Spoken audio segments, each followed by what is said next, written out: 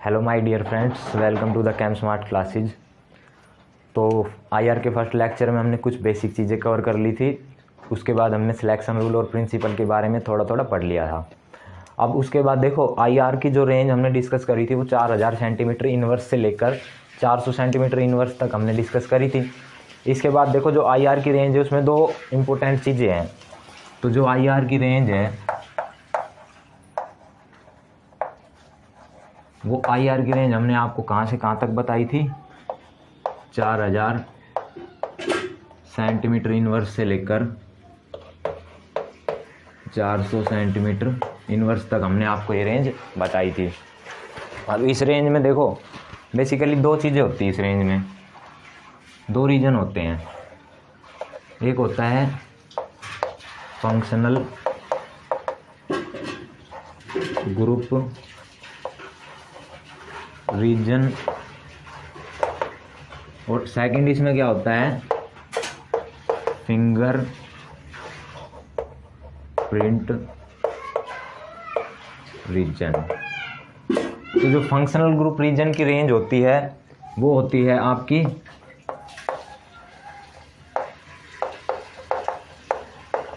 1500 centimetre से लेकर 4000 centimetre inverse तक।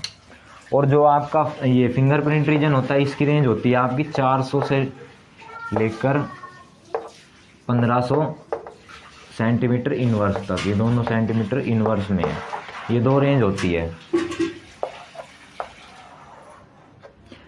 अब देखो होता क्या है, ये फंक्शनल ग्रुप को डिटेक्ट करने के लिए यूज़ किया जाता है।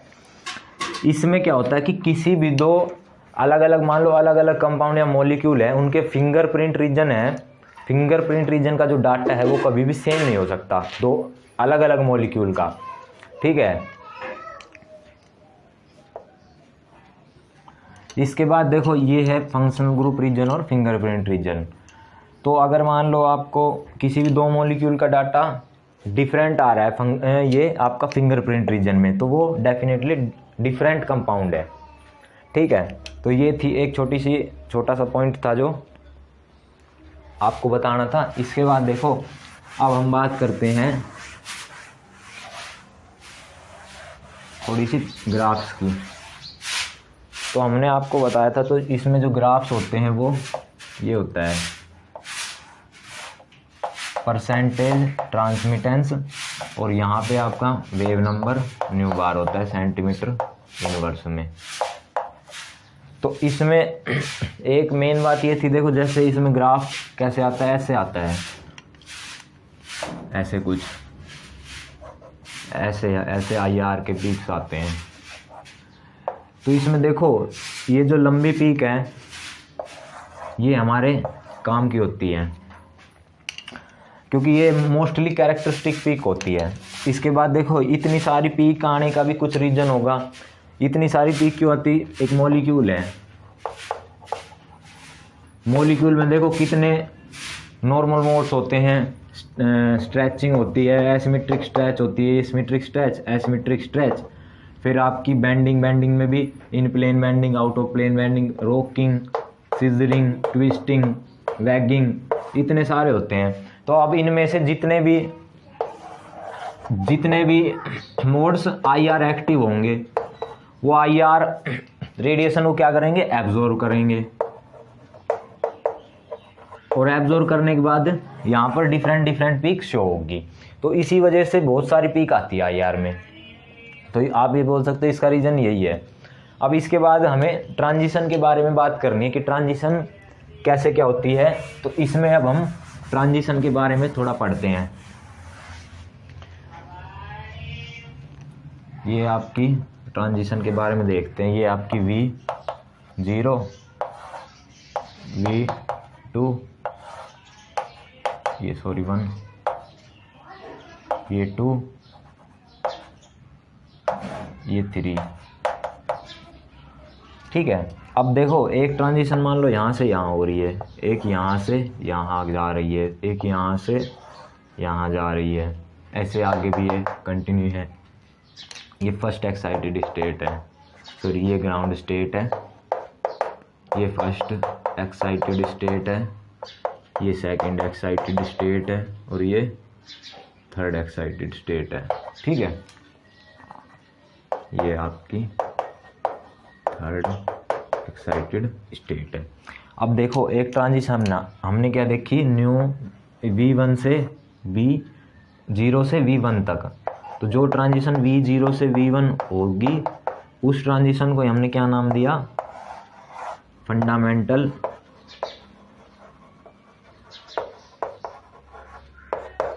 ट्रांजिशन। तो ये जो फंडामेंटल ट्रांजिशन है इसके कोरस्पॉन्डिंग कुछ ना कुछ डेल्टा ई रही होगी। ये एनर्जी का चेंज ये है, यहाँ से यहाँ तक ये डेल्टा ई है मान लो। तो ये डेल्टा ई है, ये कुछ ना कुछ फ्रीक्वेंसी को कोरस्पॉन्ड करेगा और उसके कोरस्पॉन्डिंग कुछ ना कुछ वेव नंबर होगा, ठीक है। तो ये वेव नंबर है, तो इसको क्या बोलते हैं, फंडामेंटल ट्रांजिशन। और ये जो आपकी फ्रीक्वेंसी होती है यहाँ पे, इसको बोला जाता है फंडामेंटल फ्रीक्वेंसी। तो जो भी आपकी ट्रांजिशन होती है वो ग्राउंड स्टेट यानी कि V=0 से लेकर V=1 तक फर्स्ट एक्साइटेड स्टेट तक जो जाती है होती है ट्रांजिशन, उस ट्रांजिशन को ही हम क्या बोलते हैं, फंडामेंटल ट्रांजिशन। और उस ट्रांजिशन की जो ये डेल्टा ई होती है इसके कोरस्पॉन्डिंग कुछ ना कुछ फ्रीक्वेंसी होगी, उसके कोरस्पॉन्डिंग कुछ ना कुछ आपका क्या होगा, वेव नंबर होगा न्यू बार। तो ये जो ये वाली फ्रीक्वेंसी होती है इस फ्रीक्वेंसी को क्या बोलते हैं, फंडामेंटल फ्रीक्वेंसी। इसको मैं आगे किससे F.F से डिनोट करूँगा तो आप समझ जाना ये क्या है, फंडामेंटल फ्रीक्वेंसी। इसके बाद जो सेकंड है नेक्स्ट है वो ट्रांजिशन। अब आपने देखो ये 0 से 2 तक, 0 से 3, 0 से 4। तो जो भी ट्रांजिशन आपकी V0 से लेकर 2 या 2, 3, 4 और higher transition higher excited state पर जाएगी। तो इन सारी ट्रांजिशन को एक अलग कैटेगरी में रख दिया गया और जिसका नाम क्या रख दिया हमने, ओवरटोन्स। तो जब भी ट्रांजिशन 0 से लेकर फर्स्ट एक्साइटेड स्टेट पर ना होकर second excited state, third excited state या उसके बाद वाले स्टेट्स पर होगी तो उस केस में जो ट्रांजिशन है उस ट्रांजिशन क्या नाम दिया गया, ओवरटोन, ठीक है। तो ये था आपका ट्रांजिशन के बारे में। अब जो आपकी ट्रांजिशंस होती हैं इंटेंसिटी की अगर हम बात करते हैं तो जो इंटेंसिटी होती है वो इंटेंसिटी आपकी फंडामेंटल फ्रीक्वेंसी, ये फंडामेंटल ट्रांजिशन है या फंडामेंटल फ्रीक्वेंसी है उसकी आपकी ज़्यादा होती है इससे, ओवरटोन से। ये आपको याद रखना है, इम्पोर्टेंट पॉइंट है ये, ठीक है। ये आपकी इंटेंसिटी की बात हो गई। अब इंटेंसिटी के बाद आप क्या देख सकते हो, ये है आपकी इंटेंसिटी। अब इसके बाद देखो ये कैसे हम देख सकते हैं इसको। अब आप एक बात बताओ, यहाँ से यहाँ पे ट्रांजिशन होने के लिए एनर्जी कम चाहिए तो ये ट्रांजिशन जल्दी हो जाएगी और ज़्यादा होगी, नंबर ऑफ ट्रांजिशन या नंबर ऑफ मोल्स यहाँ से यहाँ ज़्यादा जाएंगे। तो इसलिए इंटेंसिटी जो फंडामेंटल फ्रीक्वेंसी की होती है वो ज़्यादा होती है किससे, ओवरटोन से। अब एक बात और बतानी मेरे को आपको कि किसी में मान लो कह रखा है कि भाई सिमेट्रिक स्ट्रेच या फिर एसिमेट्रिक स्ट्रेच या बेंडिंग ये दे रखा है तो ठीक है। अगर ये मेंशन नहीं कर रखा तो उस केस में हम क्या लिख के चलेंगे, उस केस में हम सिमेट्रिक स्ट्रेच मान के चलेंगे। और जो ट्रांजिशन है वो ट्रांजिशन कौन सी लेंगे, फंडामेंटल ट्रांजिशन।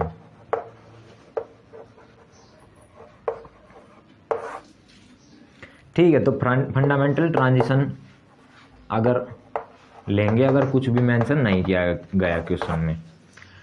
तो ये बात हो गई। इसके बाद सेकंड जो है, अब एक ये होगी आपकी फंडामेंटल ट्रांजिशन और ओवरटोन्स के बारे में कुछ बातें। इसके बाद जो ये ट्रांजिशन है इसमें डिफरेंट चीज़ें होती हैं, उनको अब हमें पढ़ना है।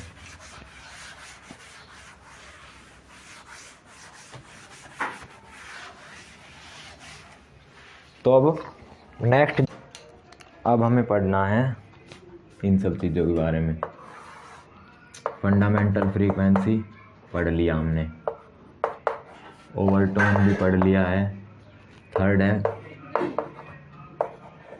कॉम्बिनेशन बैंड, फोर्थ है आपका डिफरेंस बैंड, फिफ्थ है आपका Fermi resonance.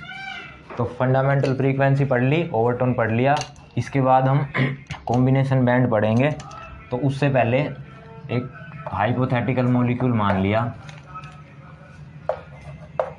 A B C D E, A B C D E. इसके बाद इसमें हमने क्या मान लिया, इसमें मान लिया मैंने कि इसकी जो सिमेट्रिक स्ट्रेच है, एसिमेट्रिक स्ट्रेच है और बेंडिंग में रॉकिंग, ये सब क्या है IR एक्टिव।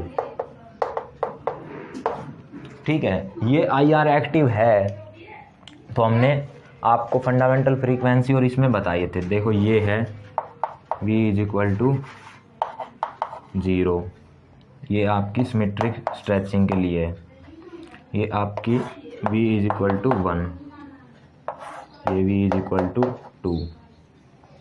यहाँ से यहाँ जो भी ट्रांजिशन होगी वो nu bar symmetric stretch fundamental frequency.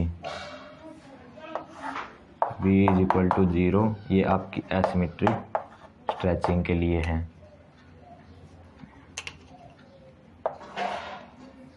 V = 1, V = 2। इसके बाद बैंडिंग के लिए ये है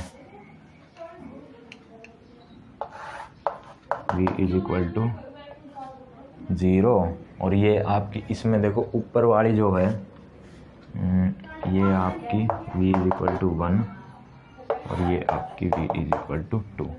तो देखो इसी तरह से ये जैसे ये वाली फंडामेंटल फ्रीक्वेंसी को डिनोट करेगी, ये वाली भी न्यू बार AS फंडामेंटल फ्रीक्वेंसी। तो ये दोनों फंडामेंटल फ्रीक्वेंसी है।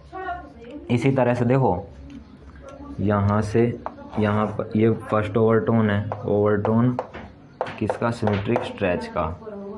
ये ओवरटोन है इसका एसिमेट्रिक स्ट्रेच का। ये फंडामेंटल फ्रीक्वेंसी है बेंडिंग की, ये R लिख देते हैं इसमें, फंडामेंटल फ्रीक्वेंसी ऑफ R, ऐसे लिख लो R या यहाँ लिख लो ये वाली। और ये वाली है ओवरटोन इसका, न्यू बार R ओवरटोन। अब इससे हम क्या इन सभी को बारी बारी से डिफाइन करेंगे। अब आप देखो जब ये वाला न्यू बार, ये यहाँ से ये वाला न्यू बार, इसके कोरस्पॉन्डिंग जो ये वेव नंबर है न्यू बार, और इस ये S फंडामेंटल फ्रीक्वेंसी किसके साथ, इसके साथ कपल करेगा new bar symmetric asymmetric stretch की फंडामेंटल फ्रीक्वेंसी के साथ। ठीक है, तो इस केस में क्या बनेगा, इस केस में देखो ये इस केस में जब कोई भी फंडामेंटल फ्रीक्वेंसी से क्या करती है, कपल करती है, तो उस केस में फंडामेंटल ट्रांजिशन दोनों की क्या हो जाती है, ऐड हो जाती है। तो इस केस में fundamental plus fundamental frequency add होकर आपको क्या बनाएगी, ये आपको बनाएगी कॉम्बिनेशन बैंड और डिफरेंस बैंड। ये दोनों अभी थोड़ी देर में देखेंगे कॉम्बिनेशन और डिफरेंस बैंड क्या है। अभी आप इतना देख लो कि ये जब फंडामेंटल फ्रीक्वेंसी के साथ में कपल करके कंबाइन होगी तो उस केस में आपका कॉम्बिनेशन बैंड और डिफरेंस बैंड बनेगा। ठीक है, कॉम्बिनेशन बैंड कब बनेगा, जब दोनों आपस में सेम फेज में कंबाइन होगी, और जब दोनों डिफरेंट फेज में कंबाइन होगी तो उस केस में आपका क्या बनेगा, कॉम्बिनेशन बैंड बनेगा। अब देखो ये वाला एनर्जी लेवल है और ये लगभग आप ये देख सकते हो दोनों सेम जगह पे है। ठीक है, तो ये दोनों आपस में क्या कर जाएंगे, कपल कर जाएंगे। इसी तरह से आप देखते हो जब, तो ये आप थोड़ा सा नीचे बना लो, यहाँ से बना लो आप ये ये वाला, तो ये वाला और ये वाला।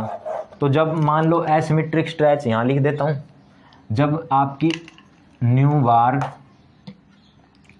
एसिमेट्रिक स्ट्रेच फंडामेंटल फ्रीक्वेंसी इसके साथ कपल करेगी तो ये क्या है, ओवरटोन। तो जब आपकी ये वाली कपल कर जाएगी एसिमेट्रिक स्ट्रेच की fundamental frequency nu R overtone से, तब आपका क्या बनेगा, इस केस में आपका होगा फर्मी रेजोनेंस। ये आपकी होती है फर्मी रेजोनेंस, और जो कि बहुत इंपॉर्टेंट फिनोमिना है आईआर में, तो इसके बारे में आपको पता होना चाहिए। अब देखो दोबारा से देख लो एक बार, जब कोई भी फंडामेंटल फ्रीक्वेंसी के साथ में कंबाइन होगी, कपल होगी, तो वो उस केस में आपके दो बैंड बनेंगे, combination band, difference band. Combination band आपका उस केस में बनेगा जब दोनों सेम फेज में कंबाइन होगी, और जब आपकी दोनों डिफरेंट फेज में कंबाइन होगी तो उस केस में आपका क्या बनेगा, कॉम्बिनेशन बैंड बनेगा। जब आपकी कोई भी फंडामेंटल फ्रीक्वेंसी ओवरटोन के साथ में कंबाइन कर जाएगी तो उस केस में आपका क्या बनेगा, फर्मी रेजोनेंस होगा।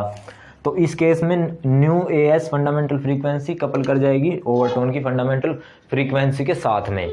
ये है आपका, और जनरली इसमें देखो ये होता है, जो न्यू बार होता है एएस का वो ज़्यादा होता है न्यू बार सिमेट्रिक स्ट्रेच से, और इसका होता है बेंडिंग। ये आपका जनरल रिलेशन फॉलो होता है।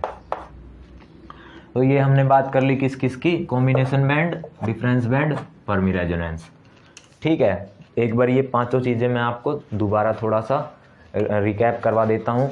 देखो फंडामेंटल फ्रीक्वेंसी कब होगी, जब आपकी V0 से लेकर फर्स्ट एक्साइटेड स्टेट यानी कि V1 तक जो भी ट्रांजिशन होगी, उस ट्रांजिशन को हम क्या बोलेंगे, फंडामेंटल ट्रांजिशन। और उस ट्रांजिशन के कोरस्पॉन्डिंग जो भी आपकी फ्रीक्वेंसी होगी उस फ्रीक्वेंसी को हम क्या बोलेंगे, फंडामेंटल फ्रीक्वेंसी। सेकंड इसमें आता है ओवरटोन। जब आपकी जो ट्रांजिशन है वो V0 से लेकर second excited state, third excited state, fourth excited state ऐसे ही होती जाएगी, 0 से लेकर फर्स्ट एक्साइटेड स्टेट पे ना होके आगे एक्साइटेड स्टेट पर होगी, उस केस में हम बोलेंगे कि ओवरटोन है वो। कॉम्बिनेशन बैंड हमने बता ही दिया कि जब फंडामेंटल फ्रीक्वेंसी के साथ कंबाइन होगी तो उस केस में दो बैंड बनेंगे, कॉम्बिनेशन बैंड और डिफरेंस बैंड। इन दोनों को कंबाइन क्या बोला जाता है, बीट्स। ठीक है, इसके बाद हमने आपको बताया फर्मी रेजोनेंस। फर्मी रेजोनेंस में क्या है कि जब भी आपकी फंडामेंटल फ्रीक्वेंसी किसके साथ, ओवरटोन के साथ कंबाइन कर जाएगी तो उस केस में आपका फर्मी रेजोनेंस होगा। ठीक है, तो ये थी कुछ बेसिक बातें। इसके बाद में हम आपको थोड़ा सा बताते हैं डिफरेंस बैंड और कॉम्बिनेशन बैंड के बारे में। इसको मैं ये मान के चल रहा हूँ कि आपने उतार लिया है, मैं इसको इरेज कर रहा हूँ।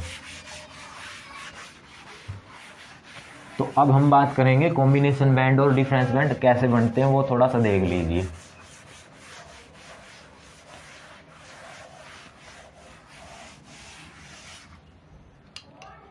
देखो ये है,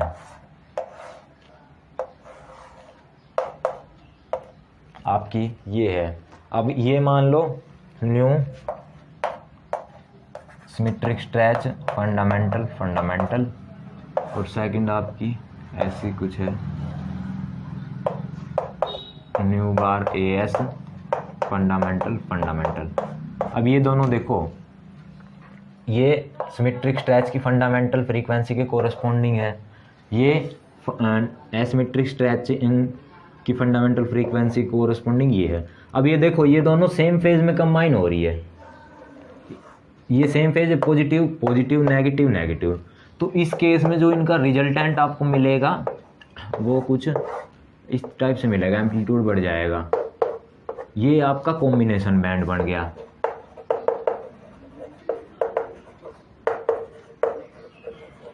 कॉम्बिनेशन बैंड, ठीक है, जब ये किस में, सेम फेज में कंबाइन हुई, कॉम्बिनेशन इन सेम फेज।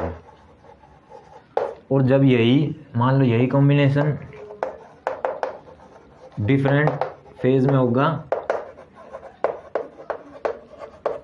यही कॉम्बिनेशन आपका डिफरेंट फेज में होगा तो कुछ इस टाइप से, ये फंडामेंटल फ्रीक्वेंसी स्ट्रेचिंग वाली, ये ऐसे पॉजिटिव नेगेटिव, न्यू बार एस फंडामेंटल फ्रीक्वेंसी, ये आपकी ऐसे कुछ है, मान लो ऐसे, ये नेगेटिव ये positive, new bar A S, ये है। ये देखो पॉजिटिव नेगेटिव नेगेटिव पॉजिटिव, ये अपोजिट फेज में हो रही है। तो इनका जब आपको रिजल्टेंट आप देखेंगे तो ये रिजल्टेंट आपको कुछ इस टाइप से मिलेगा, इस टाइप से, ये पॉजिटिव ये नेगेटिव। तो यानी ये है, ये इसका जो एम्पलीट्यूड है वो थोड़ा सा कम हो गया है, ठीक है। इसको हम क्या बोलते हैं, इसको बोलते हैं डिफरेंस बैंड। ये होता है आपका डिफरेंस बैंड। और डिफरेंस बैंड और कॉम्बिनेशन बैंड को जब हम मिला देते हैं तो उसको क्या बोलते हैं, उसको बोलते हैं हम आपका बीट्स, पॉजिटिव नेगेटिव, उसको डिनोट कर देते हैं। अब देखो जो आपकी फंडामेंटल फ्रीक्वेंसी उसकी क्या है, उसकी पॉसिबिलिटी बहुत ज़्यादा होती है, ओवरटोन की पॉसिबिलिटी कम होती है, फर्मी रेजोनेंस जैसी चीज़ों की जो पॉसिबिलिटी वो और भी कम होती है, ठीक है। तो ये है आपका। और जो पीक आती है ना वो फंडामेंटल के केस में आपकी लंबी पीक आती है, और overtone, Fermi resonance, combination band, difference band, इन सभी के केस में आपकी क्या है, छोटी पीक मिलती है हमें। तो अब हम थोड़ा सा उनके बारे में डिस्कस करते हैं। मैं इसको इरेज कर देता हूँ, ये आपकी समझ में आ गया होगा।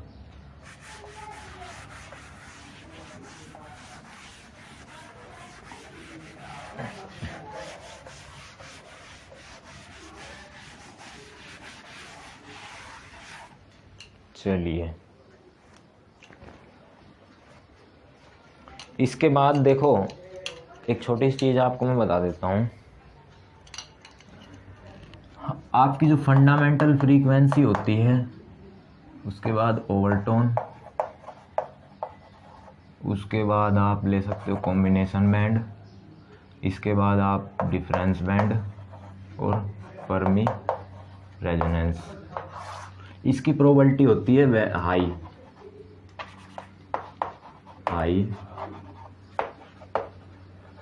प्रोबेबिलिटी। इसकी प्रोबेबिलिटी क्या होती है, लो, LP, लो प्रोबेबिलिटी। इसकी भी लो प्रोबेबिलिटी, इसकी भी लो प्रोबेबिलिटी, और इसकी होती वेरी लो प्रोबेबिलिटी, ठीक है।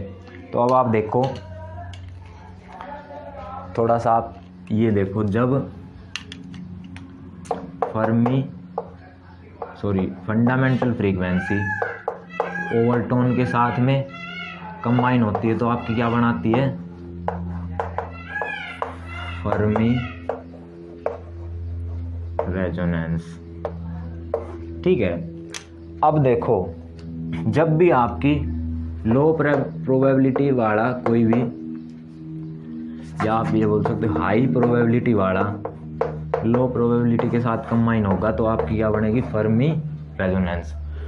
इस केस में आपकी फर्मी रेजोनेंस जैसी चीज़ें बनेगी जब लो प्रोबेबिलिटी हाई प्रोबेबिलिटी के साथ में कंबाइन होती है। और जब आपकी high probability plus high probability होती है, तो प्रोबेबिलिटी हाई प्रोबेबिलिटी के साथ कंबाइन होती है, तो उस केस में आपका कॉम्बिनेशन बैंड और डिफरेंस बैंड की फॉर्मेशन होती है। तो इस केस में हम क्या बोल सकते हैं, इस केस में हम ये भी बोल सकते हैं कि fundamental plus overtone, fundamental plus combination band, और फंडामेंटल प्लस आपका डिफरेंस बैंड, ये सारे कंबाइन होकर आपको क्या देंगे, ये आपका फर्मी रेजोनेंस देंगे। तो ये आपने याद रखना है कि जब भी हाई प्रोबेबिलिटी के साथ में कंबाइन होती है उस केस में आपका बनता है फर्मी रेजोनेंस। जब आपकी हाई प्रोबेबिलिटी लो प्रोबेबिलिटी के साथ होती है तो फर्मी रेजोनेंस, हाई प्रोबेबिलिटी के साथ में होती है तो कॉम्बिनेशन बैंड या डिफरेंस बैंड। और ये देखो ये सारे ही क्या हैं, ये लो प्रोबेबिलिटी है और ये है हाई प्रोबेबिलिटी। तो जब लो प्रोबेबिलिटी के साथ में होगी तो फर्मी रेजोनेंस जैसी चीज़ें होंगी। अब आप इसमें देखो जो न्यू बार होता है वो आपका फंडामेंटल का सबसे ज़्यादा होता है, उसके बाद जो आपका इनमें overtone, Fermi resonance combination band, difference band, इनमें आपस में कोई कंपैरिजन, इनमें आपस में ये वाली जो चीज़ें हैं इनमें आपस में कोई कंपैरिजन नहीं होता है। अब हमें पता है कि जो इंटेंसिटी होती है वो या ट्रांजिशन सबसे ज़्यादा कौन सी होती है, ये वाली, और जो इंटेंसिटी होती है वो सबसे ज़्यादा किसकी होती है, फंडामेंटल वाली की। तो फंडामेंटल वाली की होती है सबसे ज़्यादा इंटेंसिटी। जो आपका ग्राफ बनेगा ऐसे न्यू बार में और आपका परसेंट ट्रांसमिटेंस में। अब आपको मान लो पीक ऐसे कुछ मिली, एक ऐसे, ये ऐसे ऐसे ऐसे ऐसे, फिर ऐसे ऐसे ऐसे ऐसे, ये तो ये जो टोल पीक होंगी ये होगी फंडामेंटल फ्रीक्वेंसी की, और जो ये छोटी छोटी पीक्स होंगी ये आपकी कोरस्पॉन्ड किसको करेंगी, ओवरटोन को, फर्मी रेजोनेंस को, कॉम्बिनेशन बैंड को, या फिर डिफरेंस बैंड को। तो लंबी पीक होगी वो फंडामेंटल की होगी, और जो आपकी छोटी पीक होगी वो आपकी इन सभी की कोरस्पॉन्डिंग किसी की भी हो सकती है। ठीक है, ये थी आपकी कुछ थोड़ी सी बेसिक बातें। अब आप ग्राफ पे आते हैं हम, इसको मैं इरेज कर देता हूँ, ये आपकी समझ में आ गया होगा।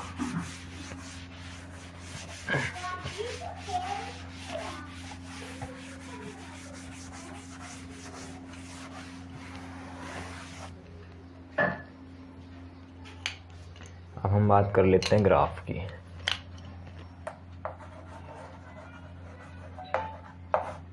ग्राफ में देखने के लिए दो तीन चीज़ें होती हैं। सबसे पहले आप ले सकते हो पोजीशन ऑफ पीक, उसके बाद सेकंड आप ले सकते हो इंटेंसिटी ऑफ पीक। दो चीज़ें हैं। तो जो फर्स्ट है पोजीशन ऑफ पीक, वो किससे हम बताते हैं, डेल्टा ई, और ये जो इंटेंसिटी है ये इलेक्ट्रो नेगेटिविटी डिफरेंस से बताई जाती है। तो हम बारी बारी से देख लेते हैं। तो फर्स्ट जो है position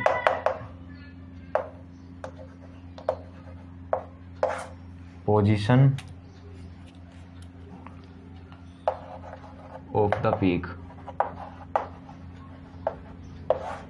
position of the peak देखो कैसे बताएंगे, हमने बताया डेल्टा ई से। कैसे बताएंगे, जैसे मान लो ये भी 0, ये भी 1, यहाँ से आपकी यहाँ तक ट्रांजिशन हुई। तो मैंने आपको बताया जैसे यहाँ से यहाँ कुछ ना कुछ डेल्टा ई रहा होगा। तो ये जो डेल्टा ई रहा होगा इसके कुछ ना कुछ कोरस्पॉन्डिंग ये किसको करेगा, कोरस्पॉन्ड करेगा ये न्यू को, कुछ फ्रीक्वेंसी होगी, और वो कोरस्पॉन्ड करेगा न्यू बार को। ठीक है, तो जो आपकी पोजीशन ऑफ द पीक है वो कौन बताएगा, ये न्यू, ये आपकी बताएगा delta E, position of the peak.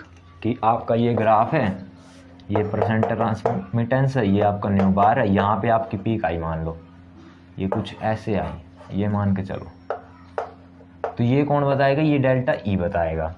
अब ये पीक जो है ये इतनी लंबी आई या छोटी आई इससे, या और लंबी आई या और छोटी आई, ये सारी चीज़ें, ये जो आपकी इंटेंसिटी है कितनी लंबी होगी, पीक कितनी छोटी होगी, वो आपको कौन बताएगा, इलेक्ट्रोनेगेटिविटी डिफरेंस। जैसे आप देखो सेकंड आपकी intensity of the peak. Intensity आपको कौन बताएगा, इंटेंसिटी आप बताएंगे इलेक्ट्रो नेगेटिविटी डिफरेंस से, इलेक्ट्रोनेगेटिविटी डिफरेंस से। इलेक्ट्रोनेगेटिविटी डिफरेंस से आप कैसे बताएंगे, तो जो आप आई इंटेंसिटी आप ले रहे हो वो डायरेक्टली प्रोपोर्शनल होती है इलेक्ट्रोनेगेटिविटी डिफरेंस के। ठीक है, ये आपने याद रखना है। इलेक्ट्रोनेगेटिविटी डिफरेंस के ये क्या होती है, डायरेक्टली प्रोपोर्शनल। अब आपको एक क्वेश्चन दिया जाए, मान लो ये आपको एक OH दिया जाए, एक NH दिया जाए, और इसमें से आपसे ये पूछा जाए कि किसकी इंटेंसिटी ज़्यादा होगी। तो इंटेंसिटी इंटेंसिटी के बारे में आपको बताना हो तो आप क्या कहेंगे, किसकी इंटेंसिटी ज़्यादा होगी, OH वाले की। क्यों? क्योंकि O की इलेक्ट्रोनेगेटिविटी नाइट्रोजन से क्या है, ज़्यादा है, और इंटेंसिटी किसके, डायरेक्टली प्रोपोर्शनल इलेक्ट्रोनेगेटिविटी डिफरेंस के। तो आपकी जो कुछ मान लो ये न्यू बार, ये आपका परसेंट ट्रांसमिटेंस, ये आपकी पीक कुछ ऐसे आई मान लो OH की, तो NH की पीक इससे थोड़ी सी छोटी आएगी, ऐसे ज़्यादा डिफरेंस नहीं आएगा, थोड़ी सी छोटी आएगी। ठीक है, तो ग्राफ में दो चीज़ें हैं। फर्स्ट जो है वो position off peak delta E से बताएंगे, इस टाइप से कि डेल्टा ई है वो कुछ ना कुछ फ्रीक्वेंसी को कोरस्पॉन्ड करेगा, उसके कोरस्पॉन्डिंग कुछ ना कुछ आपकी न्यू बार होगी, वेव नंबर। तो ये पोजीशन ऑफ द पीक इससे पता चलेगी। सेकंड है आपका इंटेंसिटी। इंटेंसिटी किससे पता चलेगी, इलेक्ट्रोनेगेटिविटी डिफरेंस से। तो जो ये आपका इलेक्ट्रोनेगेटिविटी डिफरेंस है, ये आपका क्या होता है, डायरेक्टली प्रोपोर्शनल होता है किसके, आपकी इंटेंसिटी से। ये हमने एक क्वेश्चन देख लिया कि OH और NH में से जिसकी किसकी इलेक्ट्रोनेगेटिविटी ज़्यादा है, O की। तो पीक भी थोड़ी सी लंबी किसकी मिलेगी, इंटेंसिटी किसकी ज़्यादा होगी, OH वाले की। अब आप इसके बाद एक क्वेश्चन है, मैं आपको वो कराता हूँ, वो देखो, ये आपके समझ में आ गया होगा।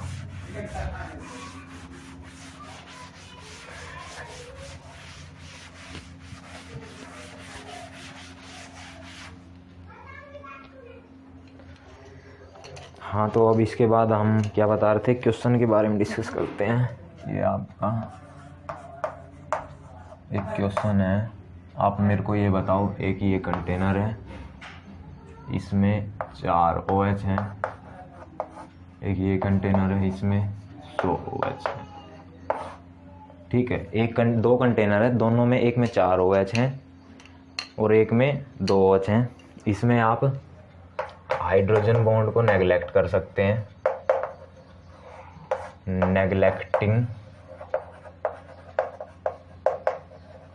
Hydrogen bonding. हाइड्रोजन बॉन्ड को नेगलेक्ट करने के बाद में, हाइड्रोजन बॉन्ड को नेगलेक्ट कर सकते हैं। तो आप इसमें से मेरे को ये बताइए, मैं आपको दो वो दे रहा हूँ ग्राफ्स, ये आपको 2 पीक मिली,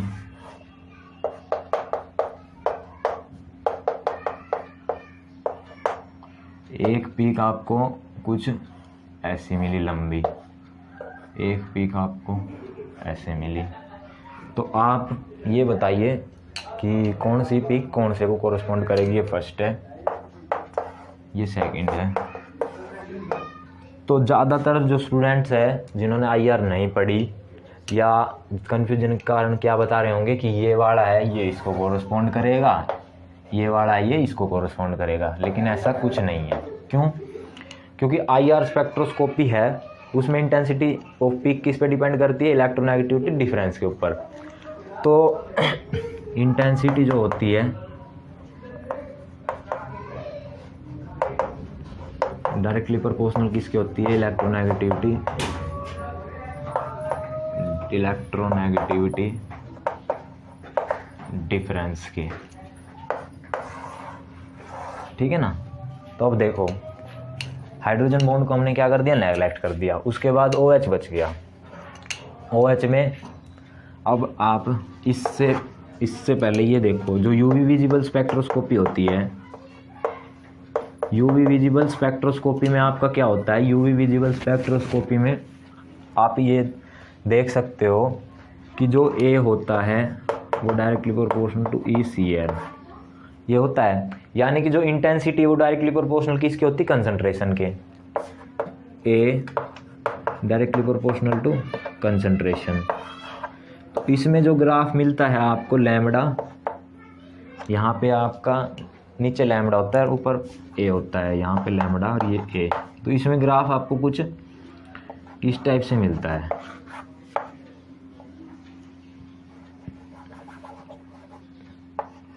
ऐसे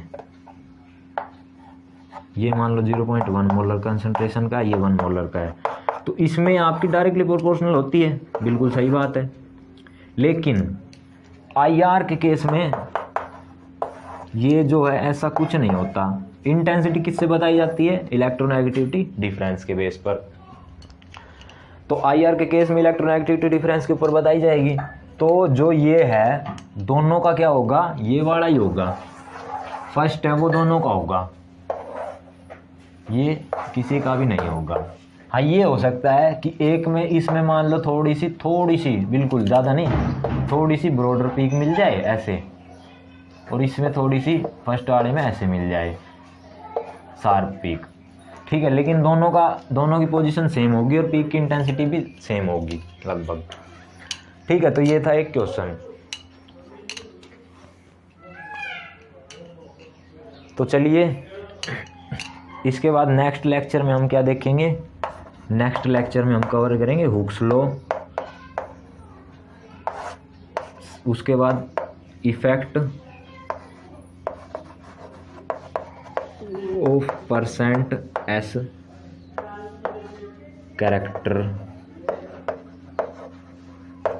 ऑन फ्रीक्वेंसी या न्यू बार, ठीक है। इसके बाद हम जो वैल्यू याद करना शुरू करेंगे, जैसे कि मान लो न्यू, ये आपकी सी सिंगल बॉन्ड सी है, ये आपकी ज़्यादा होगी, या ये आपकी कितनी होगी 1200 के अराउंड होगी। Nu C double bond C है, ये आपकी 1640 सॉरी सेंटीमीटर इनवर्स रही होगी। तो ये सारी चीज़ें हम नेक्स्ट लेक्चर में करेंगे। तब तक के लिए पढ़ते रहिए। Thank you very much for watching.